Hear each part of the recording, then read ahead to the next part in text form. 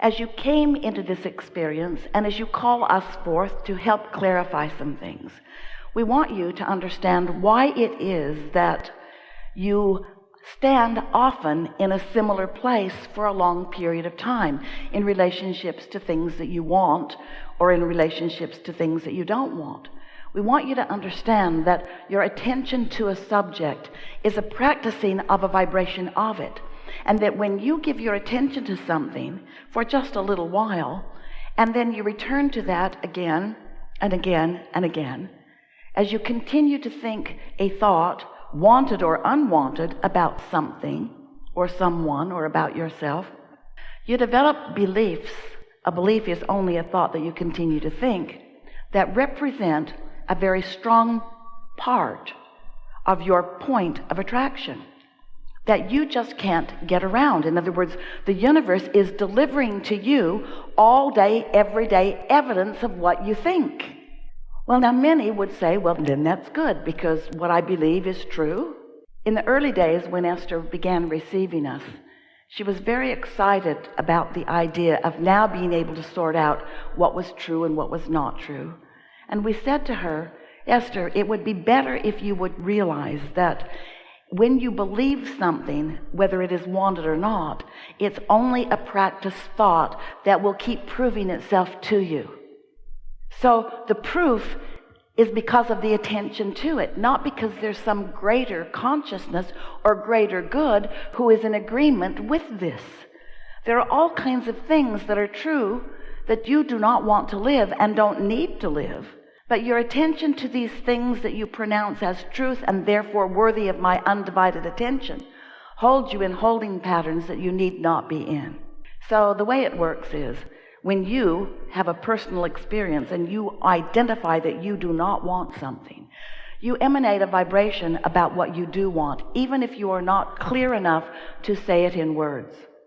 And we've been calling that step one of the creative process, because when you know what you don't want, you know what you do want, and in knowing what you do want, you are literally asking for the improvement, asking for what you do want. And when you ask, it is always given immediately, because the non-physical part of you, what you call source or God, is focused with you upon what you are asking for. So there is a huge vibrational influx of attention to your newfound desire. And the point of attraction of that newfound desire really gets goosed up in a powerful way once you have consciously identified that you want something. So then what happens? That's the part that we were talking to you about just a minute ago. So now you've got this desire that law of attraction is responding to in a very powerful way. And the source within you is standing there with that new desire. The question is, what are you doing with your thoughts moment by moment, conversation by conversation? What are you doing with your thoughts? Are you in tune with your desire, or are you, like so many people, still justifying why you want the desire by pointing out to yourself what's wrong with not having it? Which are you tuning to? Are you tuning to the more money you're asking for, or are you tuning to the not enough money that has caused you to ask? And you can tell by the way you feel which end of that stick. You see, every subject is really two subjects, and you are often vibrationally contrary to what you really want without even knowing you're doing it. But as you begin to pay more and more attention to how you feel, then you can tell more often whether you are a vibrational match in this moment to your desire, or whether you are a vibrational match to your belief about this desire. And they're often very far apart. So the whole point of our interacting with you is not about step one or step two, because step one, you can't stop it from happening. You cannot stop from asking. And step two is, you can't keep source from answering. In other words, those steps are already taken care of.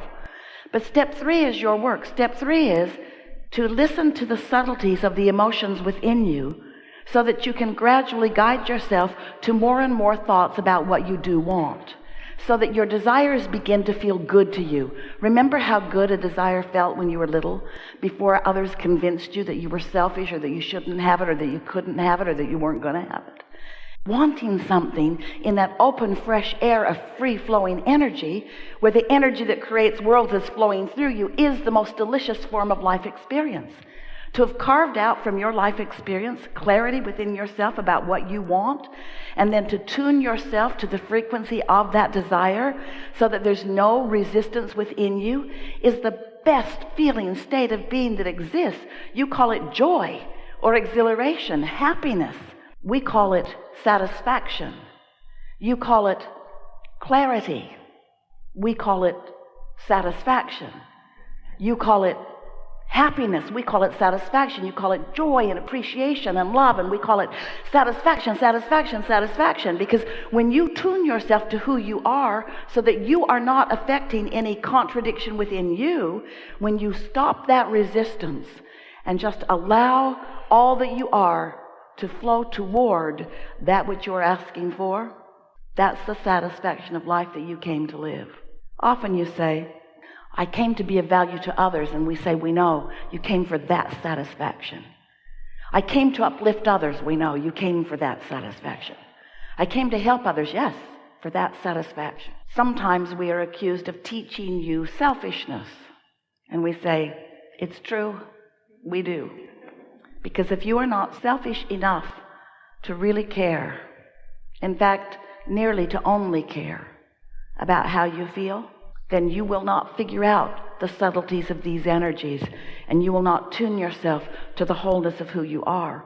And you will, by default, not meaning to, you will practice a lot of vibrational resistance, and you will work against yourself day after day. Imagine that you are a train on a very flat plot of ground, and that life shows you that you want something, and that's like putting a strong engine going in the direction of your desire.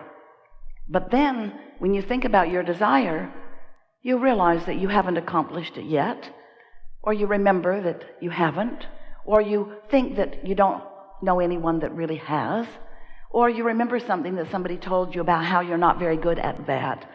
And then you put an engine equal in power going in the other direction. And then you want it more, and then you doubt it more, and then you want it more, and then you worry about it more. And so you keep piling up these engines going in opposition to each other, and you put a lot of tension on yourself as you want it but, as you want it but doubt it, as you want it but don't believe it, as you want it but face reality.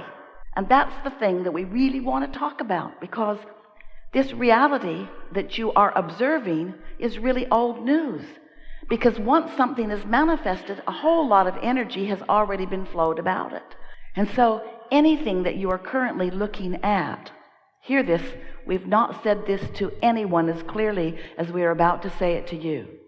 As you look at the current manifestation, and think about it, every moment is a current manifestation, isn't it? It's a manifestation where you're perceiving. It's a manifestation where you are acknowledging something that is. You're seeing it and hearing it and smelling it and tasting it and touching it. In every moment that you are doing that, you are launching new rockets of desire. In every moment, there is resistance that you are observing, which is giving you the basis for the continued evolution and expansion that is you. Did you follow that? In every moment that you're alive and awake and focused in this body, there's something happening that is putting new rockets of desires in the vibrational mix, but it is also new resistance in the mix that is you. So just being alive and in this body makes you prone, and we love you so much for this very thing, prone to dealing with resistance. You just can't help it. It's a good thing, not a bad thing. It's the platform from which desires are born. You knew it when you decided to come. You can't get out of it. Stop trying. It's just the way that it is. But you intended to spend a much smaller percentage focused in the now reality in the resistant phase. What you really intended to do is, once a desire was born, to give your mostly undivided attention to the new idea, because you knew that this forward vibration is really where it is at. In fact, it's so much where it is at that We wrote a book about it. We called it the vortex, this vibrational reality where you've launched all of these rockets and there is a very valid, very vivid, very real vibrational reality that is the beginning of what will be your manifested reality. For example, if you don't have enough money and you want more money, and you don't have enough money and you want more money, and you don't have enough money and you want more money, you've created a vibrational fortune. And then you say, okay, Abraham, so how do I get it out of the vibration and into the bank? And we say, here's how. You tune to the vibrational frequency of the currency rather than to the vibration of the not enoughness that you may be living. It's about choosing which feels better, putting your words and attention and thoughts toward what feels better until you've practiced that vibration enough that there's a sort of flipping in your vibrational nature. It's like the tipping of a teeter-totter on a fulcrum where you find yourself feeling more prosperous than you formerly were feeling less prosperous. And when that feeling shifts within you, you can know that your point of attraction has too. And then the manifestations that you begin walking into have more of the things that you want. Have you ever wondered how it is that things get here? There's no pipelines trucking them in, no spaceships zooming in and dropping off new contraptions. There's consciousness, and there's attention to subjects. And we've been saying to you for a long time that if this time-space reality has the wherewithal to inspire a desire within you, that it has the wherewithal to deliver the complete goods, which means if this time-space reality can bring a question to you, it has the ability to bring the answer. And the answer is such a satisfying manifestation. If this time-space reality has the wherewithal to present a problem to you or a lack to you or a need to you, it has the capacity to bring you the solution. But you've got to find a way to tune to the solution, and you cannot tune to the solution while you're still tuned to the problem. And that really is what we want to talk about mostly today. How is it that this vibrational reality that is vivid, we know you cannot see it, but you can sense it. But as we said earlier, it is subtle. You have to tune yourself to understand the subtleties of it. But once you hone in on it, then you will have control of your turning thoughts to things. Because these vibrations will turn to thoughts, and these thoughts will turn to things, and these things will be your new manifestation. It's always been that way. It will always be that way. Most people do not understand that, and therefore most people just keep objectively observing the pros and the cons and the pluses and the minuses of what is, never having any real understanding that they are creating reality all the time. Creating a reality that for the most part they are very slow to tune into and therefore are very slow to personally realize. We want you to feel and to utilize deliberately the leverage of alignment. We want you to understand how it is that thoughts turn to things. We want you to be in the receiving mode so that you can be the receiver of the vibration and be right there consciously aware when the vibration bursts into an idea in your mind and you understood that you were standing in an attitude of non-resistance, and therefore you were in the receiving mode, and therefore what you were asking for that's been being delivered to you by your inner being and by this vortex and by law of attraction that you haven't been hearing because you haven't been on the vibrational frequency, but now you have quieted your mind and you've meditated and you've stopped resistance, and now you're in that pure place, and now you receive the idea. Ugh. Deliberate creation. That's what you've come to live, you see. So we said to you, you are the creator of your own reality. And at first you said good, and then you said, oh. And the more you got to know about law of attraction, the more you worried about things you said. You said, try to suck that back before law of attraction gets hold of that. But you can't suck it back once you've offered it vibrationally. You have to just keep tuning yourself to the vibrational frequency of what you want. And it is not a difficult thing once you begin to understand your emotions.